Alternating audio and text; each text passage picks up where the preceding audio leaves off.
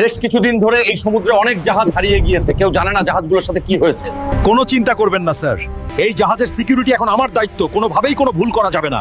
চোখ কান খোলা রেখে ডিউটি করবি। আমাকে বেশি বেশি ব্যায়াম করতে হবে এই জাহাজের নিরাপত্তার জন্য। এই সাগরে মানুষের চেয়েও ক্ষুধার্ত কিছু মৃত্যু হয়ে তাদের অপেক্ষা করছে। ভারত মহাসাগরের মধ্য দিয়ে বাংলাদেশ থেকে উগান্ডার উদ্দেশ্যে দুর্বার গতিতে এগিয়ে যাচ্ছে এমভি ওশান কিং, পুরো জাহাজ ভর্তি সামুদ্রিক মাছ। আর এই জাহাজের নিরাপত্তার দায়িত্বে আছেন নৌবাহিনীর নতুন ক্যাপ্টেন হালকা। 15,000 টন সামুদ্রিক মাছ, এটা এখনো পর্যন্ত আমাদের সবচেয়ে বড় অর্ডার। যে কোনো মূল্যে এই মাছ তোমাকে উগান্ডা নিয়ে যেতে হবে। কোনো চিন্তা করবেন না স্যার, ক্যাপ্টেন হালকা থাকতে আমাদের মিশনে কেউ বাধা দিতে পারবে না।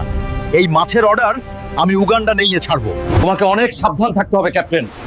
বেশ কিছুদিন ধরে এই সমুদ্রে অনেক জাহাজ হারিয়ে গিয়েছে, কেউ জানে না জাহাজগুলোর সাথে কি হয়েছে। চিফের কথা আমাকে মাথায় রাখতে হবে। এই জাহাজের সিকিউরিটি এখন আমার দায়িত্ব, কোনোভাবেই কোনো ভুল করা যাবে না।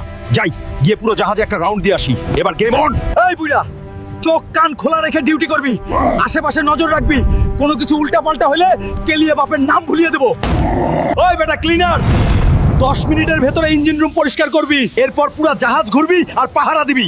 এখন থেকে তো সব ছুটি বাতিল। স্যার গো, আমনে এডি কি তাকন? এই বাবুর্চি, সারাদিন জাহাজ পাহারা দিতে গেলে অনেক শক্তি দরকার, তাই আজকে লাঞ্চের জন্য দুম্বা আর উটের গোস্ত রান্না করো, সাথে আইসক্রিম। শক্ত লোহা দিয়ে বিশেষভাবে বানানো এই কন্টেইনার কেউ চাইলেও ক্ষতি করতে পারবে না। সব প্রস্তুতি নেওয়া শেষ, এখন শত্রুকে মোকাবিলা করার জন্য আমার নিজেকে তৈরি করতে হবে। চিফ বলেছিল আগেও অনেক জাহাজ হারিয়ে গেছে, তাই আমাকে বেশি বেশি ব্যায়াম করতে হবে এই জাহাজের নিরাপত্তার জন্য।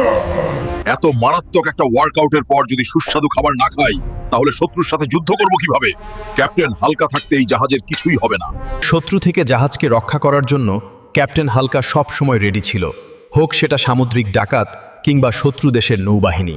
কিন্তু ক্যাপ্টেন হালকা এটা জানে না, এই সাগরে মানুষের চেয়েও ক্ষুধার্ত কিছু মৃত্যু হয়ে তাদের অপেক্ষা করছে। যাকে দেখলে জমে যায় পুরো শরীর, যে একবার দেখেছে সে কাউকে বলার সুযোগ পায়নি, কারণ এখানে নিয়তি লিখিত।